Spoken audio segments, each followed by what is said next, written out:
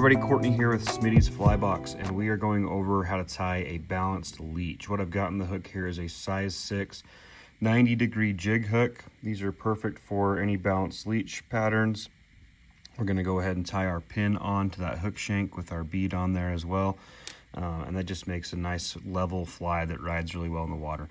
Balanced leeches are super popular stillwater flies. They're also very effective on rivers as well. So I'm just going to start my thread here behind that hook eye, and I'm just going to lay down just a little layer of thread here along the hook shank, just down to our tie-in point, and then I'll just bring my thread back up. So I'll just do this, gives me something to kind of bite into when I add glue to this pin.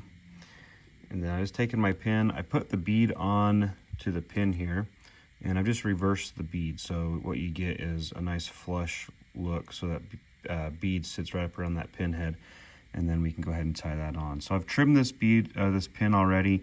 I like to have those beads sticking out just a smidge from the hook eye. You can play with that as you want. Differing weights on beads will vary how level it rides in the water.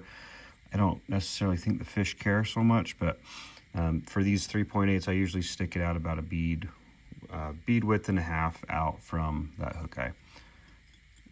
And then I'll just go ahead and wrap back. Just again, coat that pin up nice and secure with some good thread wraps. And then we'll take our thread back to our tie-in point. Just be cautious if your pin does have that little ledge like mine does here, that can sometimes catch your thread and cut it up. So I always add glue to these as well. I fished a few without glue, and somehow that pin, after a few fish, it'll just slip right out. So glue helps secure that up. We'll go ahead and just add that right there.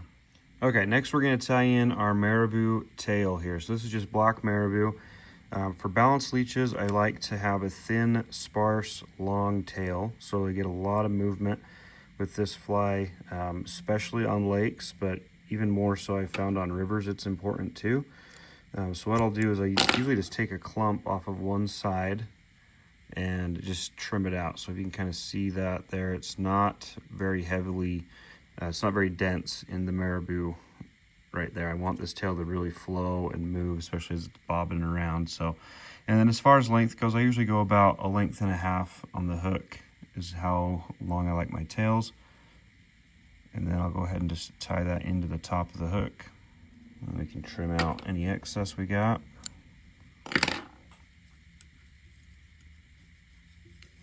Then we'll wrap back down to our tie-in point.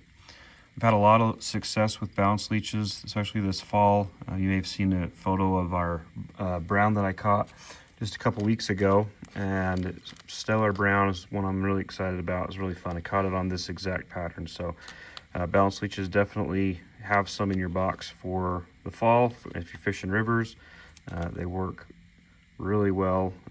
That's probably the biggest fish I've caught on a balanced leech out of a river, but I've caught several and had several good days with balanced leeches on the river as well. So just gonna go ahead and dub this now, and we're just using the bruised dubbing, and I'll go ahead and just start wrapping that up the hook shank.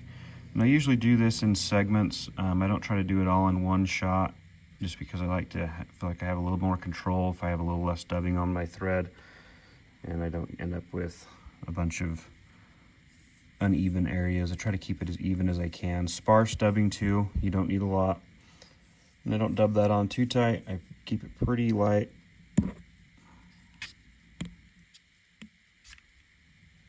Move my way up here to the bead.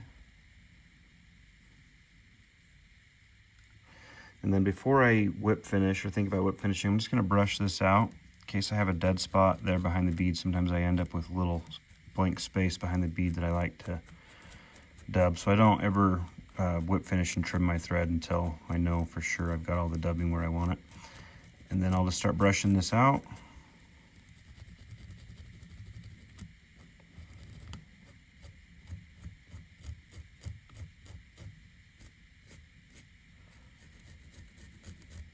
Get in there pretty aggressive with your brush and get this stuff out so it's gonna flow really good. And I got a little dead spot there, which, like I said, it's fine. We're just gonna go back and just add a little bit of dubbing. Again, we'll just brush that out. I always brush out the dubbing after I get around the collar there.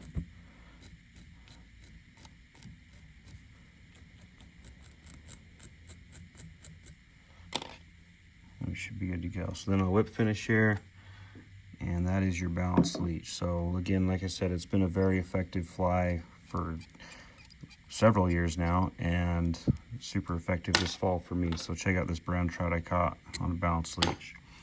Guys, go ahead and give these a try. Tie a bunch up, fish them hard this fall. Let us know how you do with them. Hopefully you catch a nice big trout that you'll remember forever. So there you go.